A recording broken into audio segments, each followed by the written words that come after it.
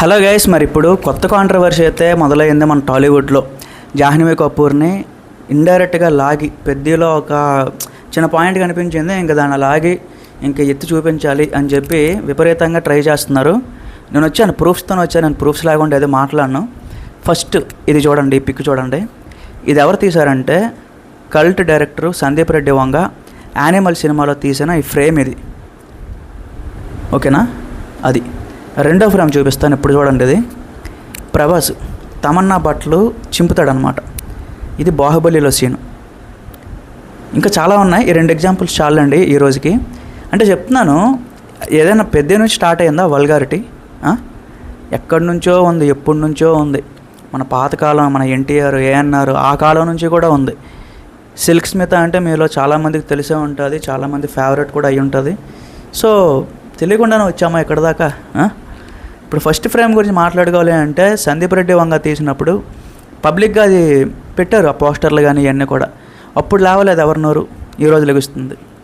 Baahubali industry hit అయ్యింది, దేశాల్లో ప్రతి దగ్గర కూడా మంచి హిట్ అయింది. ప్రభాస్ అన్న కెరీర్లోనే one of the biggest hit. మరి అప్పుడు మాట్లాడలేదే. ఈరోజు ఏదో జాహ్నవి కపూర్ని కొత్తగా బుచ్చిబాబు మాత్రమే చూపించినట్టు మాట్లాడుతున్నారు. జాహ్నవి కపూర్ కూడా she will give some more important to that glamour roles only. ఇప్పుడు యాక్టింగ్ ఓరియంటెడ్ రోల్స్ అంటే కష్టం, నేను ఒప్పుకుంటున్నా, ఆవిడకే తెలిసే విషయం. సో కొంతమందిని సెలెక్ట్ చేస్తున్నారు అంటే అగైన్ ఆ స్క్రీన్ అనేది కొంచెం గ్లామరస్గా కనిపించాలి అని చెప్పి. ఇంకో ఫ్రేమ్ కూడా ఉంది గైస్, ఎందుకు చాలా ఉన్నాయి మనకి, ఇదేదో అక్కర్లేదు, చాలా ఉన్నాయి. మన రాజమౌళి గారు ఎన్ని సినిమాల్లో పెట్టలేదు అనుష్కని కానీ కాజల్ అగర్వాల్ని కానీ, ఎన్ని చూపించలేదు. మగధీరల టాప్ నుంచి చూపిస్తారు. ఏంటి ఏదో పిల్లల్లాగా మాట్లాడుతున్నారు కావాలనే, అంతే చెప్తున్నాను కదా. ముఖ్యంగా టైగర్స్ ఎవరైతే ఉన్నారో వాళ్ళకి ఇదే పని అయిపోయింది. ఇంకా అదే గైస్, ఇంక పట్టించుకోవడానికి ఏం లేదు నవేడేస్. ఇదంతా కూడా ఒక ఇది అంతే. ఇంకొక మాట కూడా చెప్పగలను, సుకుమార్ ఏదైతే నేర్పించాడో బుచ్చిబాబు అదే తీశాడు. పుష్పలో ఒక సీన్ ఉంటుంది. సో మన రష్మిక మందన అగైన్ వ్యాన్లోకి వస్తుంది. వ్యాన్లోకి వచ్చిన తర్వాత మన అల్లు అర్జున్ ఆ సీన్ కూడా ఈ మాదిరిగానే ఉంటుంది కదా. రష్మిక అంటుంది చైతీ సామి అని చెప్పి, ఏం లేదే అంతే. సో ఎక్కడి నుంచో వస్తుంది. ఇంకా ఈవెన్ రంగస్థలంలో ఏదైతే సమంత అది దవ్వుతూ ఉంటుంది అనమాట. దవ్వేటప్పుడు అక్కడ క్లోజప్ పెడతారు. ఏంటి గైస్ మరి, ఏదో బుచ్చిబాబు ఈరోజు కొత్తగా స్టార్ట్ చేసినట్టు చెప్తున్నారు. తన గురువు తనకి ఏం నేర్పించాడో అదే చేశాడు అంతే. ఇప్పుడు నా టీచర్ ఉంటాడు, నా టీచర్ ఏదో ఒక సబ్జెక్ట్ నేర్పిస్తాడు, నేను ఆ సబ్జెక్టే ఫాలో అవుతా.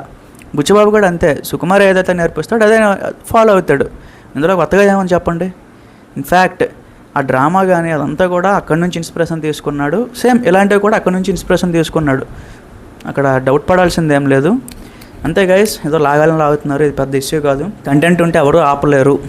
సినిమా అయితే ఇంక విపరీతంగా వెళ్తుంది, కొత్త రికార్డులు పడుతుంది. నెంబర్స్ కూడా జెన్యూన్గా పెడుతున్నారు, ఏదో ఎగ్జాగరేట్ చేసేసి కావాలని ఎంతకు వచ్చిందని చెప్పట్లేదు. అఫీషియల్ నెంబర్సే పెడుతున్నారు. ఈవెన్ మీరు గ్రాస్ అది చెక్ చేసుకోవచ్చు కూడా.